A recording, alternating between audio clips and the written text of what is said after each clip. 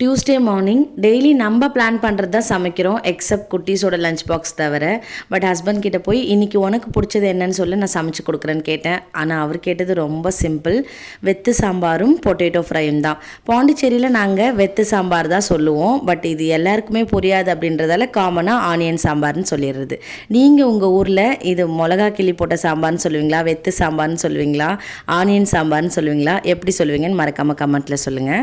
எல்லோரும் கிளம்புனதுக்கப்புறம் ஒரு குட்டியாக ஷாப்பிங் போயிட்டு 2 டேஸ்க்கு தேவையான வெஜ்ஜீஸ்லாம் வாங்கிட்டு வந்தேன். போகும்போது ஜீரா வாட்டர் மட்டும்தான் குடிச்சிட்டு போயிருந்தேன். நட்ஸ் கொஞ்சம் ஊற வச்சுருந்தேன், அதனால் நான் வந்து நட் ஷேக் கொஞ்சம் போட்டு குடிச்சாச்சு பிரேக்ஃபாஸ்ட்டுக்கு.